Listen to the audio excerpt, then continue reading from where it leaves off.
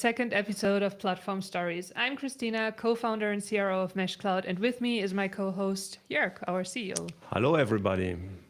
In this podcast, we interview exciting personalities from the cloud and platform space. And today, we have a very special guest here with us. We have known her for some years now when she was still based in Wolfsburg. She's a great role model in the IT world, and I'm very happy to introduce her to you today.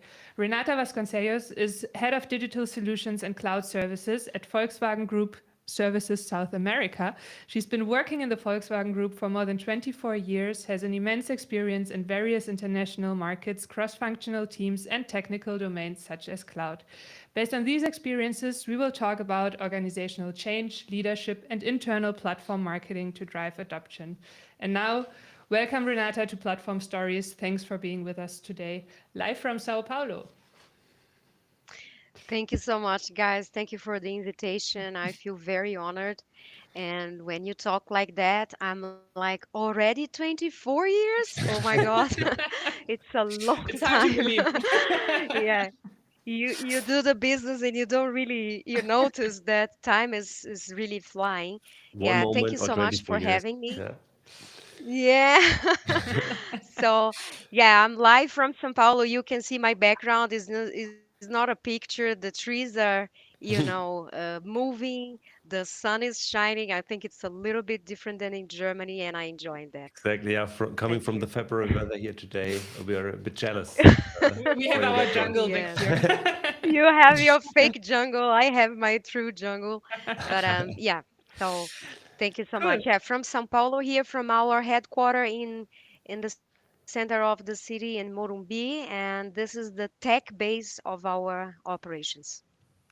Perfect. Then I'd say we start straight away. So, if we look at car manufacturing, platforms actually have a long tradition, not necessarily in the way we talk about it today and discuss it here, the platform engineering way, but it's a very familiar concept. Maybe you can tell us a bit how would you describe your role right now and what's your definition of a platform? Yes, thank you. Well, you know that for car manufacturing business, they always need a platform. They always need a kind of concept of how to build these cars in many different locations the same way with the same metrics. And I think that for technology is not different. So I define itself as a base that gives all us as teams and techies the guideline to get something that the whole group, the whole company, and everyone can benefit from that. Because if everyone is trying to define for themselves one platform, this can go a little bit wild. Perfect. Yes. Thank you. And my role here, sorry, the first Yeah, question, my role second here, part. Yeah. I came here to make a base for VW as an offshoring service provider for the whole group, for tech and for cloud as well, of course. And in this offshoring possibilities, we are here in this time zone to serve the Americas because we have already our bases in India, in Asia, we have our bases in Europe, but it was missing this part for the group here in the South America. Yeah. Yeah, from what you mentioned, we already realized it's a very big organization, as everyone knows Yes. as well, of course. So, if we come to the question, how do we change such a big organization to this topic, this block of topic block that we start with?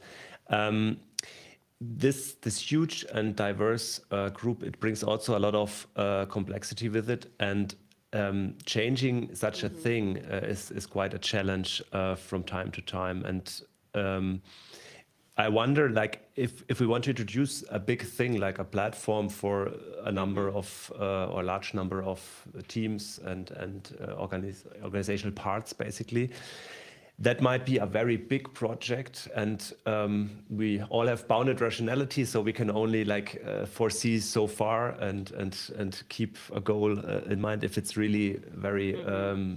vivid and very strong. So how do we do that? What are your experiences to handle this complexity, to really make it Hmm. go through as well effectively? Because if it's too complex, sometimes it might we might lose the view on the way, and it might get lost, and we might not Yeah. drive the change home, basically. Yeah, I get it. Well, I can tell from my experience, I think it's better that if I give maybe examples from my Of course. 24 years Yeah. experience in the group, because I didn't start with cloud, of course. So when I started at VW, they realized that this platform for processes and systems were missing. And as you said, this group is so big. We have more than 100 plants around the globe, and we have the culture, the local market demands. I mean, it's really complex. And in that case, when the purchase department realized that we needed something that we could call it a base that a purchaser in China or a purchaser in Brazil could communicate via the same platform, that they could, use the same terminology even if they have different systems. So we Hmm. came up with a plan that it was called Green 15. And this is an excellent example how to cut this complexity into something that is usable and acceptable from all different parties. Hmm. We defined a group of tools, a group of systems and processes that everybody could use and were agreeing to use. And then we said, okay, that's our base. Hmm. This is what we are going to roll out throughout the world. And I did that for 6 years. I was Mm. only Yeah. So, traveling, yeah, I can tell you. yeah. And in the end, purchasers were very happy to have this platform. Yeah, I mean, that's what I was pointing towards. Like 6 years is a long time, right? You need to be so steady in your goals and or Yeah, adjust it's them true. accordingly to find this path Hmm. and to also keep it up for 6 years, right? So, Yeah. can you tell us maybe a bit more about how you broke it down in steps that were like milestones where you could really measure progress towards the goal that you Yeah, set? I mean, in that case, because we are talking here about more than 900 rollouts, yeah, Mm-hmm. it's really a huge project. So it's nothing that you can do it, in a year or two, because Mm-hmm. otherwise you would need more than 400 people just going around, the plants and installing those systems. So in Yeah. that case, the 6 years was a tough time. What we did is that we set up a package of what we should do that year. So we Mm-hmm. made an agreement with the plants and we said, okay, this year we bring this package. Is that okay? All right. And then we worked on that. And why Green 15? Because it was supposed to be finished in 2015. So our table, our map Mm-hmm. should be all green, like your wall Yeah. there, Yeah. you know? And in Green the is beginning, nice. it's Yeah. all red. Yeah. So Yeah. that's the methodology we used. So every meeting with all brands, we show this table, and it's in the beginning red, and then it's becoming greener and greener Mm. and greener Nice. Yeah. until we finish. So that's how we could be successful in such a big project. Yeah, great. That's also already a response to the motivational question we have later on. Yeah. But I They like want to it. see green, Nobody Exactly. wants to Yeah. see Who red. who want who doesn't want to? Right. But sure. Yeah, I like exactly. it. It's a simple form, but I imagine it motivates and it keeps everyone aligned also on the status, right, where we Exactly. are. Yeah. Um, Regarding that, did you like go first with because what I want to look at is the platform vendor or the platform team Hmm. that offers a platform versus the platform users. Did you start with the platform team and decide basically what you want to offer, or did you go to the users and say, okay, what is it that you need urgently, or how did you manage the balance between the two? Because of course you need Yeah. an attractive offer and then people who use it. Well, from the experience, my experience, and as well from the group, because the group exists long before I exist. So they know that if they try to put something top down, this is not going to work. Mm, So our perspective is always to start from the customer. In that case, the purchasers was our client. Yeah, they were our mhm, clients. And then we asked them what could be the best process and the best systems that they would like to use. And then we came to this platform teams and said, this is the package. Because the way around, you try to put something for them And in the end, we are not going to use this platform. The users are going to give us the feedback. It's not what we need. It's not what we want. And this would be a total waste in the end. So Yeah. I recommend, truly recommend, everything that we should, establish as a base, as a platform, should start very customer centered. Otherwise, this is not going to work. Yeah, yeah, I agree, and it's interesting that you started so early with this perspective and to manage the Mm. project that way. When we, like, I mean, now that was natural at the beginning that you put up one platform for this, right? Because you were in Hmm. charge of creating this one platform. Often in companies and large organizations, we have different platforms or many platforms. And then there's this question, how much autonomy do the Hmm. platforms have, and how do you also keep them somehow aligned, that you don't have like two platforms for the same thing or slightly the same thing, or Mm. like, a better and a worse version of the same thing. So how do you, in Yeah, your experience, how do you help with making a good organization of multiple platforms in terms of, okay, who yeah, decides about the autonomy, and what do we centralize? yeah. Very good question, because this was actually the work that I had in the last 2 years at the VWAG, heading these platforms, cloud platforms specifically, because we realized from the demand point of view, started cloud demand in the production 10 Hmm. years ago. So there was not really a special initiative to take care of cloud that time. And along the way, because of the demand, all departments and plants realized they needed cloud, but there was not a governance. And that's my point of view. Actually, we created somehow a patchwork of platforms that in many cases have the same use case, which I think that is not the best cost efficient way to do that. But in the end, if there is no governance, and that's the point, I would say that centralized governance is key, but autonomy to give to those platforms only if the use case is different. So if one Hmm. use case is for marketing, then let them do whatever they want, and don't try to really control that, because they know what they need.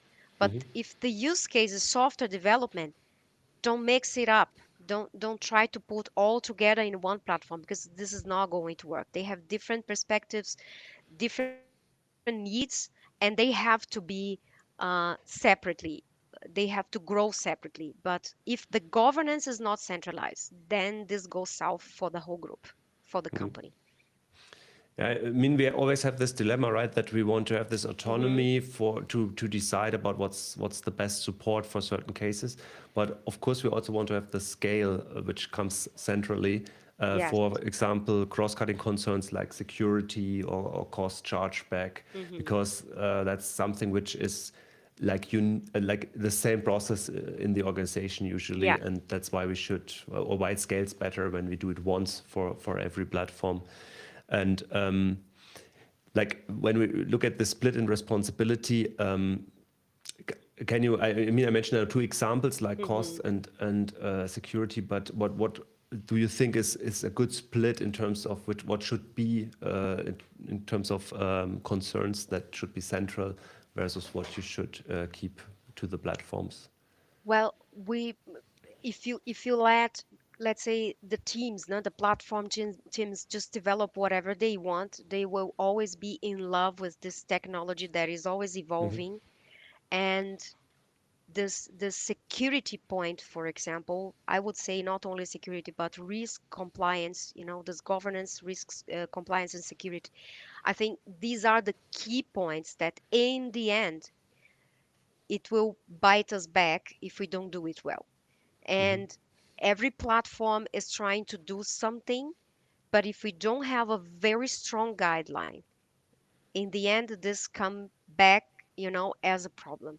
I would say that for for building platforms where you give this autonomy for use case, the central point for governance would be security, compliance, and risk, no? To Hmm. assess that. But the technology that it is going to be implemented in every use case, they have their own guidelines and more policies that could be implemented according to the use case. But if this is missing in the governance, I think this whole project, especially talking about cloud, can go really south. Yeah, I mean, it makes also sense if we have like guidelines in security or Hmm. compliance that are valid for the whole organization, then Hmm. that's the best place also to create a common framework, basically, right? Exactly. To have one version of the truth and Yeah, not many interpretations, and then, but in this framework, then let everyone, yeah, create what they need to support their individual use cases, right? And that's maybe. exactly. Yeah. And just to enhance that, if you allow me, Sure. we have also different in specifically talking about cloud. I mean, you have different providers in the world, and we can have this war tool as well. You know, which tool is the best to have a Mm. security scan? I mean, we don't have to go this way. We just have to say, be sure that whatever tool you use and you scan, you you treat your threats. You know, if Yeah. you are going to do this with tool A, B, or native, or a software as a solution, that's fine. But be sure that the threats that you are going to find, they're treated. And these are the guidelines and the framework that we have to put in place.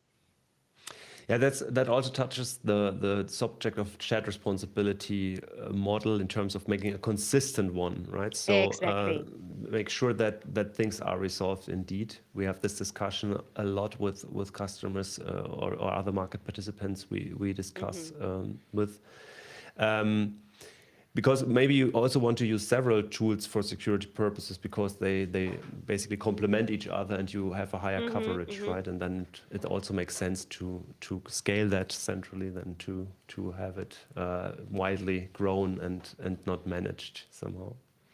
Yeah, Yeah. maybe to add to that, I think because Renata, you also mentioned, right, that the techies, they fall in love with the tech and that's what they're focused on. And I mean, of course, that's great if you love the product you're building, but in that case, often they forget about the actual customer and what the vision, what the purpose of that platform was because they like to build it so much that the Exactly. actual purpose gets lost. So it's really important turning back to the first question, to have that vision of what do we actually want to achieve with the platform and to really steer Exactly. everybody back to that vision in order to make sure that we are still progressing in the right direction and don't get distracted with actually the technology that we would like to use and try out in that context. I think that's something that is a bit new to the whole platform engineering story because it's techies building for techies. Hmm. So everybody kind of likes to get involved with the tools and the services that are being offered there.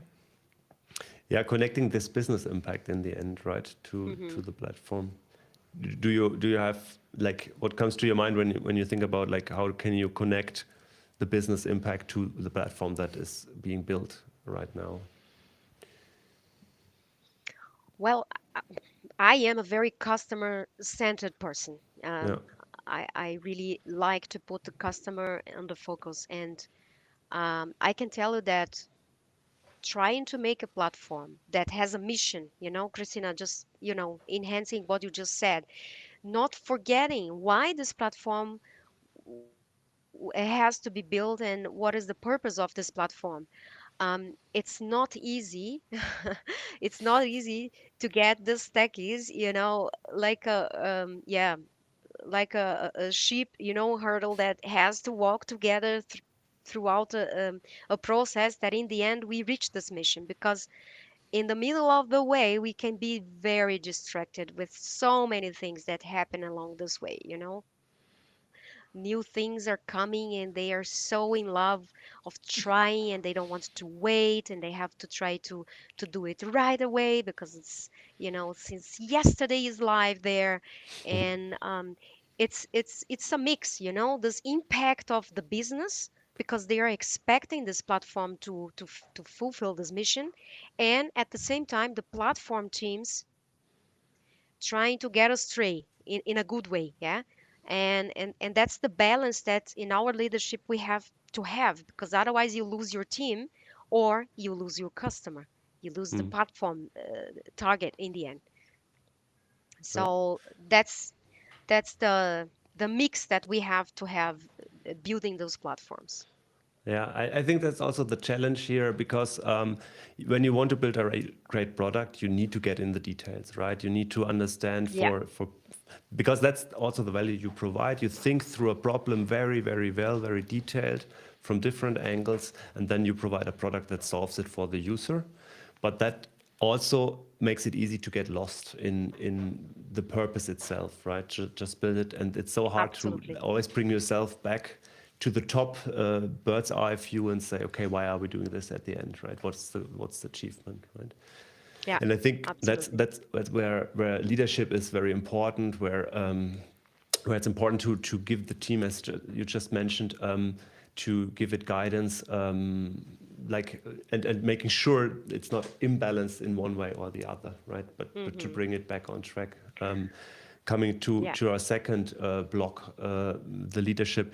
So, what what is your experience? How do you motivate potentially hundreds of people, be it users or platform builders, to drive that change, which might be organizational, technical, involve cultural as well. So it might involve Yes, a lot. Yeah. a lot of change for one person. Hmm. So what are important factors, characteristics, or details maybe? What is the right level of detail basically that Hmm. you describe a goal so that it's actually attractive for those people to motivate them forward? Well, I start everything in my life putting people in focus, first of all, not Mm-hmm. the technology. Yeah. So I had a mentor. I love to mention that when I started at the VW, my mentor, my boss, he was the purchase president in that time in Mm-hmm. Wolfsburg. He used to tell me, Renata, I don't want you to send an email. I don't want you to make a phone call. I want you to go there and drink coffee with them. Mm-hmm. And I was like, Yeah. come on, we cannot drink coffee with everybody, we don't have time. And he's like, you're gonna learn that drink coffee with people gets the best out of the situation. If it's motivating people to discuss the project, or to get rid of a bottleneck, or come with terms in a situation where you have three different views for a way of dealing with this problem. And I was like, okay. And sometimes I would describe a problem to him, and he was like, are you talking to me or are you talking to yourself? Hmm. Did did you drink coffee with them? And I was like, "Oh, this coffee again. So I was bothered in the end because I couldn't grasp what he was telling me, is that the personal input, your person makes a big difference. Mm-hmm. I think we tend to overlook ourselves in the process. And my leadership is based on that. I bring myself to the projects. Now, I drink coffee with people. I visit them. Christina told in the beginning, I'm dealing with cross-cultural international teams, and it's true. I had teams in India, in Barcelona, in Portugal, in Germany. You have to visit them. You cannot Mm. just do business via call conferences. This is not going to work. You have to put yourself there, and you have as well sometimes to participate in social events, and people have to know you, because in the end people are motivated by you and by the project, but not only the project. Yeah. Yeah. And it's great when this combination works. Yeah, when people are motivated by the leadership, and people are motivated by the project itself. And Yeah. that's how I tried to deal with this complexity and this many teams in different cultures and time zones. Yeah. I think And this drink also coffee. like yeah. Or I mean you can always switch to tea if it gets too much coffee, right? Or later Yeah, in the afternoon. chai. So Chai, everything, tea, coffee, whatever you have to drink. Yeah. there's also this malt coffee, which is not really coffee, just which you can just steer. Um, For my personal point of view, it's also something which we currently with this remote work, and as much as we like the flexibility to work from different places or from home, which might be a bit threatened, right? That we build this trust in a personal setting, Yes, come to the office yes, together, and meet there. I mean, now you're far away, and still we can speak together like here, which is yeah, great. But sure. but I know you're traveling a lot as well to keep these personal relationships up. Yeah, we have to try because otherwise this get lost, and I heard during the pandemic that people were hired and left the company without even seeing somebody during this time. Yeah, They said yeah, hello and goodbye just online. I mean, we out of the situation. Thank God it's over. yeah, yeah, But the point is, if we don't really make the effort, then this leadership is somehow just a virtual thing. And then people think, okay, I'm not that valued. They don't know who I am and what I can bring, so they're not motivated in the end. yeah. Yeah, and they I think a search lot. for something else. Yeah, I think a lot of it is also the focus you have, because when you're in the same room at the same time and nobody is like on other windows, basically, Yeah, then you have more focus and you really can solve things very quickly, which might otherwise take way longer yeah, because absolutely, yeah, you need to absolutely. synchronize. Yeah, Yeah.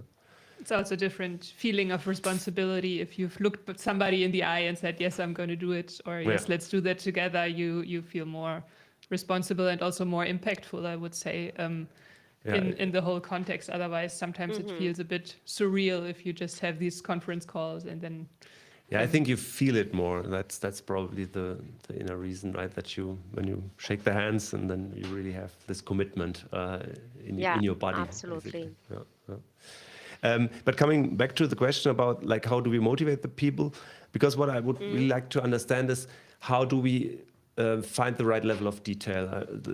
Looking at that aspect one mm, more time. mm, Because if it's too visionary, it might be fluffy. People might, or like it's hard to understand what we really mean by a certain goal, and people start making their own ideas of mm-hmm. what that means. If it's too Yeah. specific, it's maybe not showing the big picture, or we get lost in detail again. So, do you have an example or some experience on what is so a good level of detail to formulate a goal that is motivating?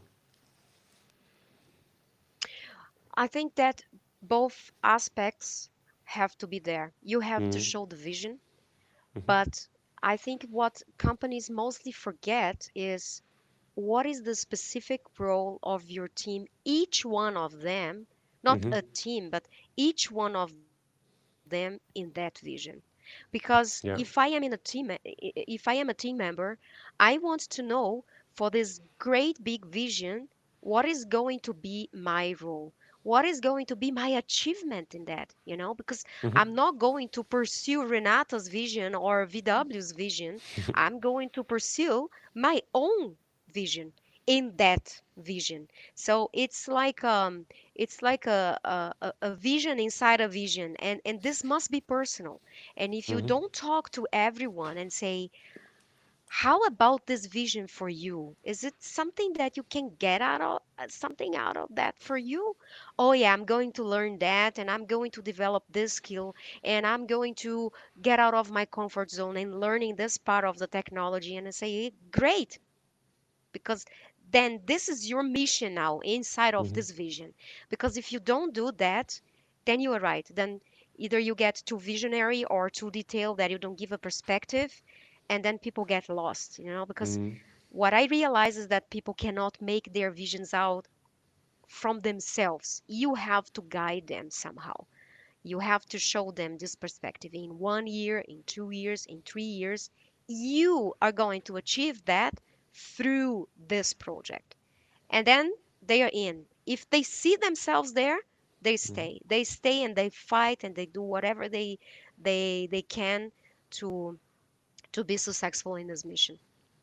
So if I understood you correctly, it's not like a general level of detail that we need to map, but we need to map the individual The parts, individual, contributions, exactly, right? exactly. Which leads to the goal, for every one of the team members. Okay, yeah, Exactly. or And this is team not teams, this is sub not teams. Yeah, easy, huh?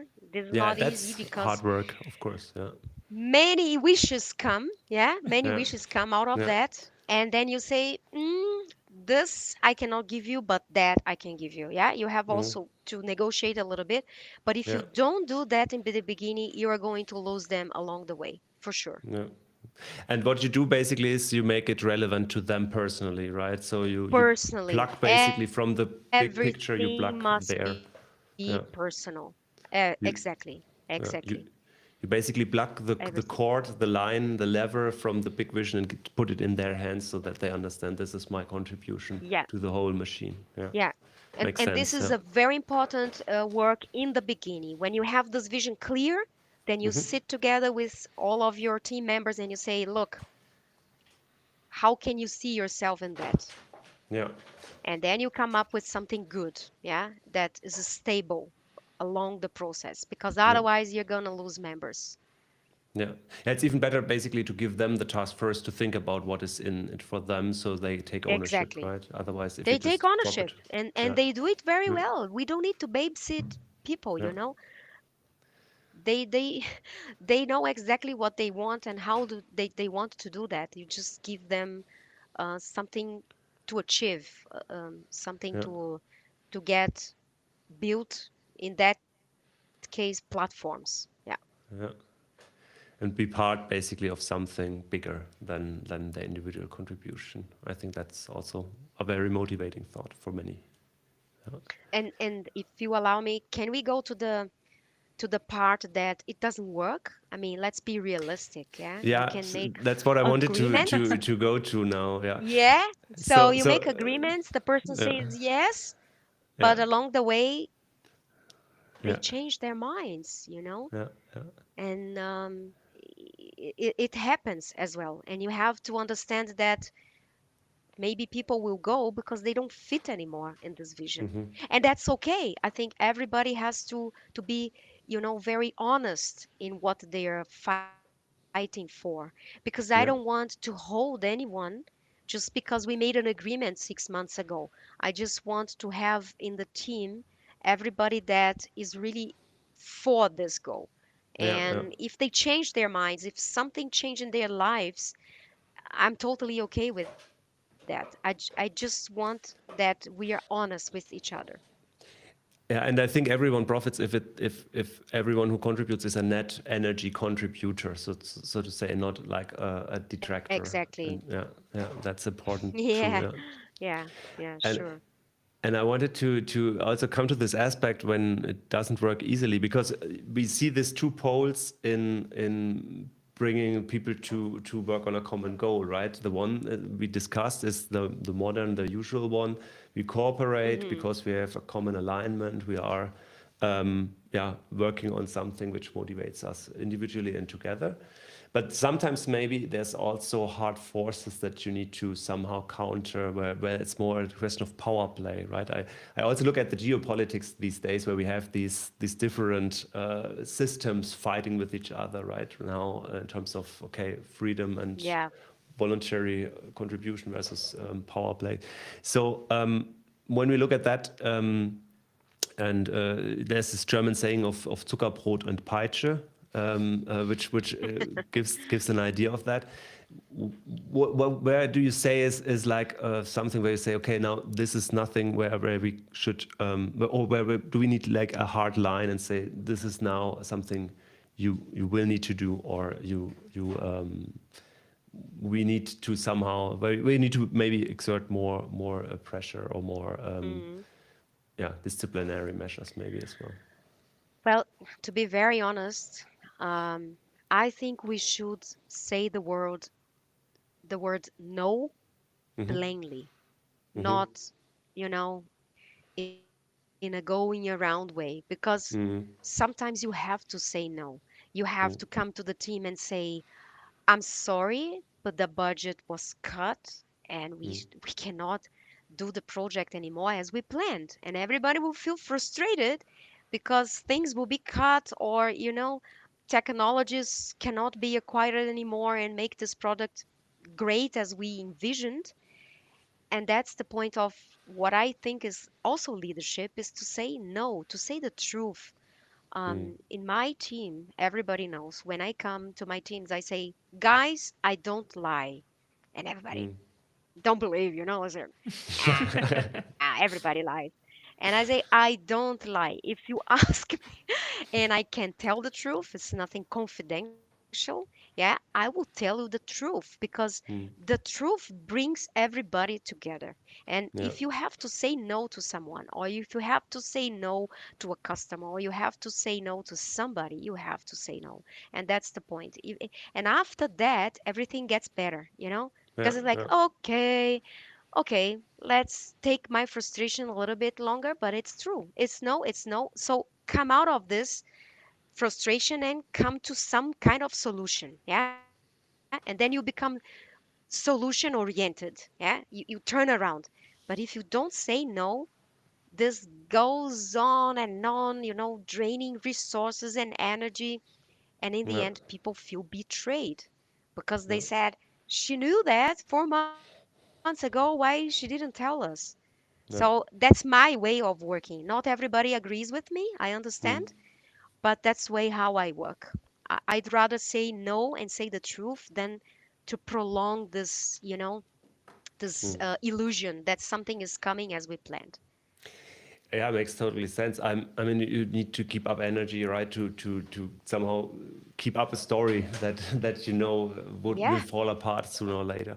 I like that, especially because here at MeshCloud, as part of our cultural posture, we also have this cornerstone of candor, right? Being open, being candid about the situation as it is, even if we might not like it first, or it might exactly. create a conflict, because a conflict is nothing bad. It's just something that needs to be resolved somehow, right? Exactly. But acknowledging it and making it tangible is so important. Also in relationships, actually. I mean, it's again a personal thing, actually, that is also very Yeah. important for the business to value, actually. Yeah. Hmm. Yeah.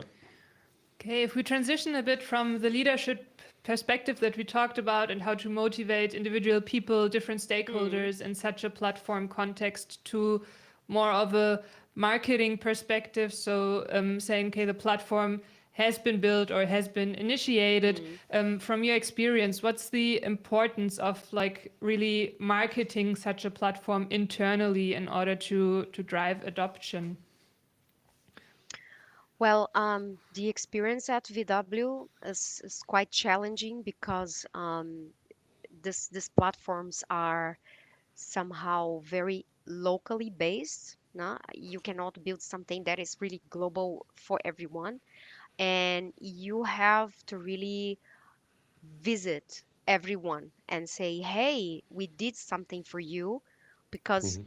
if we understand the size of VW with 50,000 people, there are Mm. many platforms and many tools and many things created every Of day. course, Yeah. yeah. So people are also overwhelmed with many things that it's being created for them.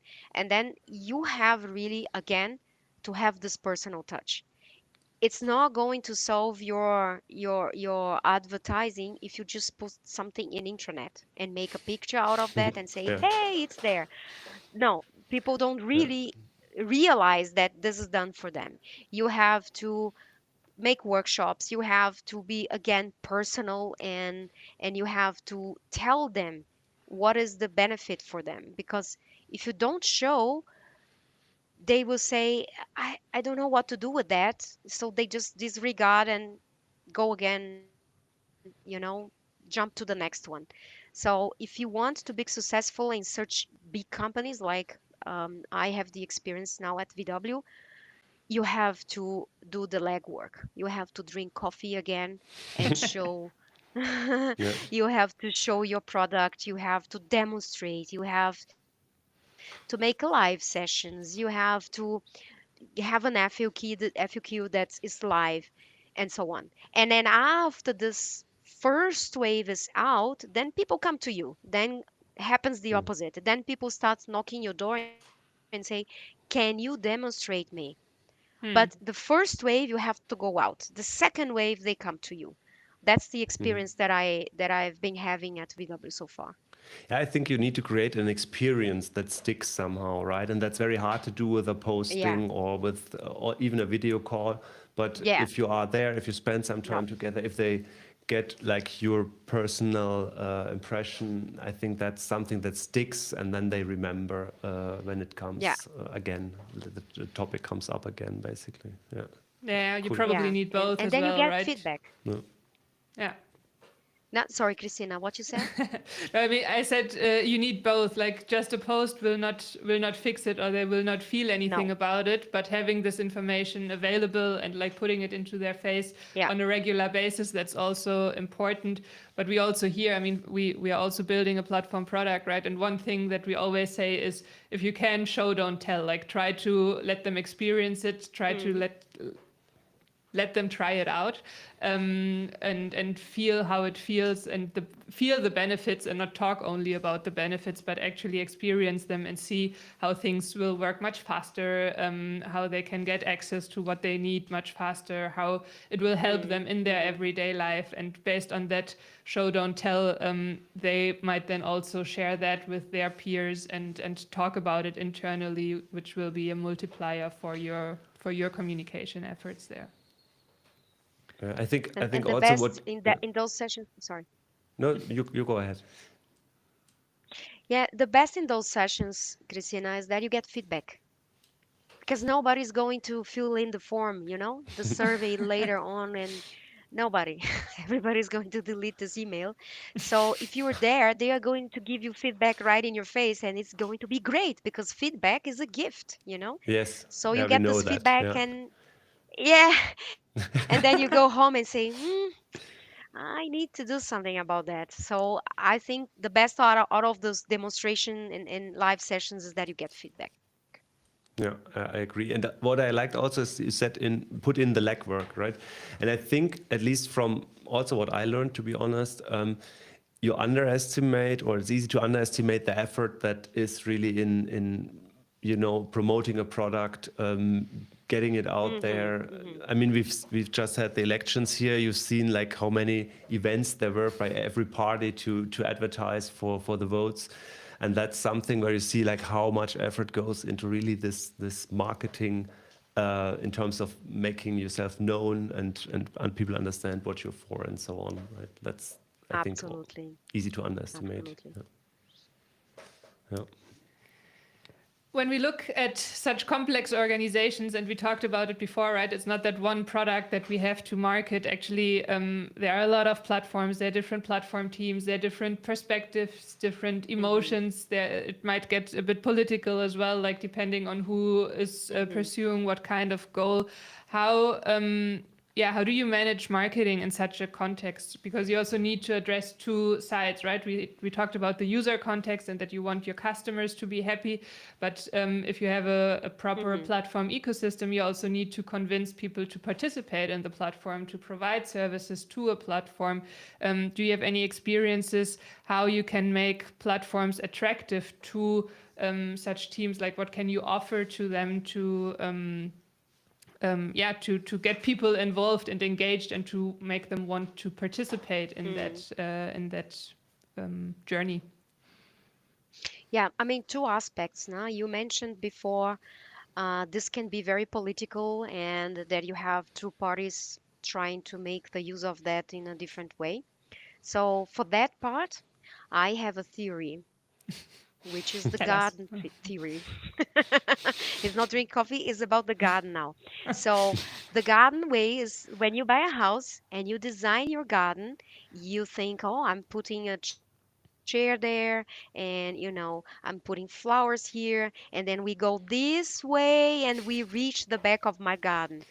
Well, doesn't work because people walk in this garden in the shortest and easiest way. So they're going to, step over the plants, but they are not going to go around where the stones are. Yeah. Mm. And the same is for the platform.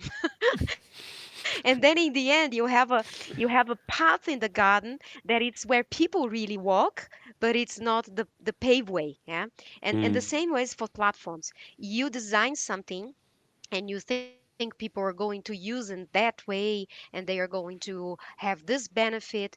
But when you try to put this in for several different customers, they are going to create their own garden way in this platform. And you have to accept it.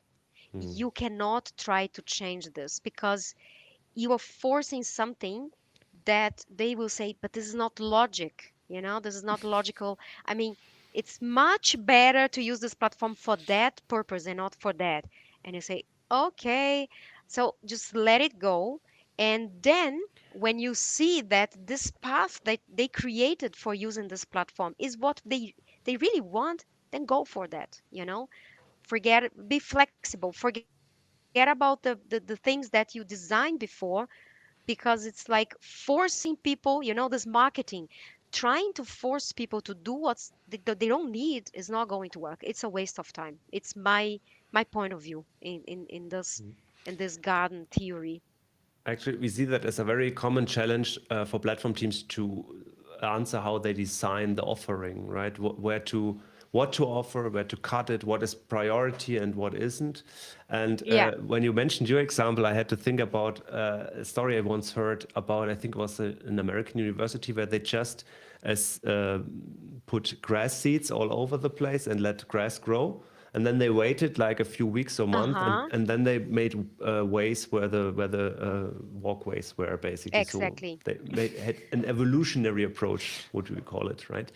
And Exactly. We can yeah, call this as well like agile yeah, development. Is the same, yeah, or right? bottom up or whatever. Yeah, but I mean, if you Whatever. transfer that to platforms, it maybe is a good way to wait or to help people with the first use case. It's also common for founders. It's a common Mm-hmm. advice also to start with things that don't scale, right? Don't try to scale too early because you first need something that is helpful, that creates value, that works basically for Exactly. people. And maybe Yeah. that's a You yeah. Yeah, yeah. So exactly this example with the garden is even better because in that case you wait and see where people walk, then you design the way, yeah, the Yeah, paved way. And we try to do the other way around. We try to give them the paved way and yeah, force them to walk there. I yeah. don't believe in And then that. you see the cuts basically in parks as well. Yeah, Exactly. yeah. Yeah, and I think that's important because it feels maybe wrong to platform teams that they are busy with every single use case because they think, Yeah. okay, I'm building a platform, I want to scale, I don't want to get involved in every single case. But I think for a certain amount of time in the beginning, until you understand, okay, what's basically the common factors that we can solve once modular in a modular way for everyone, then you start Mm-hmm. to Mm-hmm. first go on the scaling journey, but it's later than you might hope or expect in the beginning. Right? It's true. It's true. Maybe I talk too much about our experience now, unconsciously. No, we have flashbacks, like Yeah, that. yeah, yeah, I paved the way and nobody walked there. yeah, yeah. It's hard also to acknowledge that. Yeah, Yeah, yeah, it's Yeah, yeah, but hard. that's the importance of Mm, early feedback in the end, right? yeah. You go, you You show it don't to go too people, far on that way. you Yeah, you get the feedback, and based on the feedback, you can adjust your path or your design of the platform, and then really build it in a way that is meaningful to your customers. You shouldn't like hide it for too long, but of course, you also have to provide some value early on, so people are willing to try it out and to see what it can bring to them. On the user side, so we talked a bit mhm. about, okay, how can we well make it attractive? How can we get people to try it out? Why should users use platform? What do you think the biggest benefit for a platform user can be, and how can you like convince them of trying out something new? Oftentimes it's also a new way of working, right? Mhm. Like it's also a bit of a cultural shift because the responsibilities change. They might have to take more responsibility or less responsibility, which is something that can be Mhm. Mhm. rejected also by the users. Do you have yeah, maybe some recommendations to our listeners out there as well on how to Mhm. convince users to try it out and also to be open to a new way of working? Well, to be honest, I think everything in a corporate environment is cost driven. first of all. Yeah, it's cost driven. In the end, the major goal is to make profit as a company. So when you walk backwards, from this, we have to make a profit and we have to be cost driven, then in the end makes a lot of sense to have those platforms. And I think our work is not the platform itself only, but to make this cost driven aspect and the major goal of making profit aware, to everyone, It's a link and to the say, look, business impact again, right? I it's actually, linked to the yeah, business impact, yeah, so yeah, it's not just because I want you to use it, or it's because my platform is amazing, but it because help us to get there, it's because to help us to get there in our core business, if it's selling refrigerators or producing cars or making makeup, whatever business it is, there is a platform that make us, work together in one framework to save money, to be cost efficient. And this is something that we have to tell people over and over and over again. Because otherwise you can build the best platforms in the world. They don't see it. They just think, why should I do that? Let me work further with my Excel sheets here. I know them. It's the way I have been doing this the last 25 years. And when you say, yeah, but this is not bringing us to that profit, yeah. So So let's jump to something else. you need to Yeah, have a go good ahead. platform story, actually, right? That's to Yeah, you summarize need a it. platform story because otherwise, yeah, the finance team is going to use Excel forever. They're not Mm, going to use our system. And yeah. and and that's the point why they should jump, to this platform. You have to tell the story. You have to explain why we are doing this. There is always a reason, and people need to understand that. Yeah, so it's again like combining this vision with the personal interests and the personal goals of the people, and Always, then always, um, always. getting them there. Maybe last question in the marketing context, especially in such a big and decentralized group. Do Mm. you, I mean, you cannot drink coffee with everybody, unfortunately, even though that's a good start. Um, have you experienced any other kind of effective means of communication on how to tell people that there is a thing that they can use? Like how do you communicate? Do you maybe have some tips? Or raise Mm. attention for that matter, right? How do you basically ring the bell that you Mm. are now there on the stage? Well, it's the old-fashioned way, show the benefits, If this is bringing savings, get a super PowerPoint, with all the savings on that page and send it out. Yeah, we saved a lot using this platform, because somehow y- you're right. I cannot drink coffee with everyone, but I can show everyone sending just an email or posting somehow Hmm. anywhere what this is bringing to us, So I will not get this so personal in that way. I will bring the numbers. I will bring the benefits that we could achieve with that. And this bring people again back to the platform, and you know maybe raise the interest to use that, because in the end everybody's trying to do the same, be efficient, drive well the teams, motivate the teams, and for each area, they are just thinking about their own box, what they need, what they have to achieve. And if this platform shows the benefits of that, they will come automatically to you. It's just a matter of time. They will search for you and say, "Can you help us do that?" So if I get you correctly, it's less about the channel. If you use an email, PowerPoint, or whatever, it's more the giving the case basically, right? Showing we had success Yeah. with this example, so You basically a tangible must example. show the success that they Yeah. need. that they want also. That's that they desirable. want. Yeah. Exactly.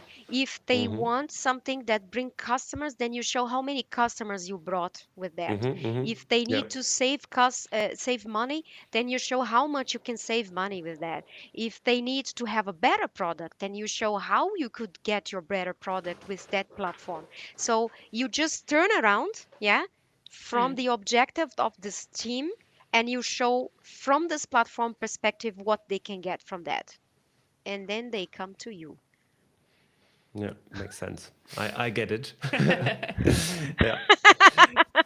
Yeah. I mean, we talked for a while. Yeah. Yeah, I think we are slowly, quickly, Quickly. quickly Quickly, moving guys. to our last questions. If you could wish for something that organizations would do more or better when kind of telling their platform stories or building up their platform stories, what would it be? Like, what do you think we should all do a bit more when working with platforms in order to make them more successful and yeah, reap the benefits? I think first of all we have to be friendly. We tend to be like in a football match. Either you are Bayern München or you are Leverkusen. No, let's have fun in this match, even Mm, though you have a different platform or you have a different perspective. Let's get the most out of our platforms together, and not really, like defend your thing or your product or your technology, um, disregarding everything else, and making people feel that you don't need them, you don't mm, like them. I think from this perspective, from the emotional perspective, you can win a lot. Yeah, you can make everybody work together, and then those platforms will be successful because they accept each other. And that would be my dream, how to put these organizational changes for such big companies as we are working in. I think that's great advice yeah. that a lot of people should consider Yeah. in their Have this platform common activities. perspective, common alignment on the greater goal. Yeah. Okay, I'm just checking if we have Let's see any if we have some questions. no questions in the chat. So I think we can go with our last question, which leaves you, Renata, with asking a question for our next guest that we will have next month. Is there something that you would like to know about platforms or that you would ask another person when it comes to platforms? And we'll share that question with the next guest in the next episode. Very interesting. Well. How to drive platforms in different cultures. Like the customer has a different culture than the platform team, and the technology has also a different culture, was developed in another, you know, country, and how to bring this together in a very efficient way. Hmm. I will be eager to That's hear his or her answer. Great questions. very I, good I question. realized some parallels. So to your task. So that's yeah. It's Maybe I can get something, yeah, for yeah, yeah. free, No, no, it makes consultancy sense. for free. Yeah. No, I think like if we look at like how platforms are basically the new paradigm after DevOps, right? So that how we work collaboratively, I think Hmm. it's an important part in how do I create these former outsourcing relationships, like these cross-cultural offshoring Hmm. collaborations, in a way that works more Exactly. smoothly, right? I mean, we all have had our experience, I think, with how it works not smoothly, but that's why we have a chance here to use platforms as our facilitator, make it more efficient. Yeah, and then these questions Yeah. arise. Every hint, I'm eager to hear Yeah, how yeah. to build an So we, offshore in a yeah, cross-country. yeah. So we'll make our research to We Okay. will find need a someone to second answer. episode for that with you as well to learn more about Exactly. your different Give me one experiences. year and we talk again. Yeah, Deal. yeah, yeah. Okay, Perfect. guys. Then, thank you very much, Renata, for being with us today. I think we got Thank some you, great guys. insights into your experiences, also into complex organizations and how to communicate and promote platforms effectively. So thanks for taking the time. Thanks for being with us. And And thanks for sharing your great experience. And I think we touched some very important lessons regarding the leadership on how to drive Thank you, guys. platforms. Thank you for the time. And yeah, I wish you a very successful next platform story and that And these episodes don't stop because we want to hear more and more about people's experience on that. It's very interesting. yeah, we just started, so yeah, we'll keep it on. so much. Thank you so much. Thank Yes, you. that's why I want Yeah, more.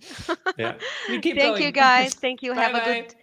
Yeah, we yeah, keep going. Okay, yeah. thank you. Bye bye. Thank you, Renata. Bye bye. Bye bye.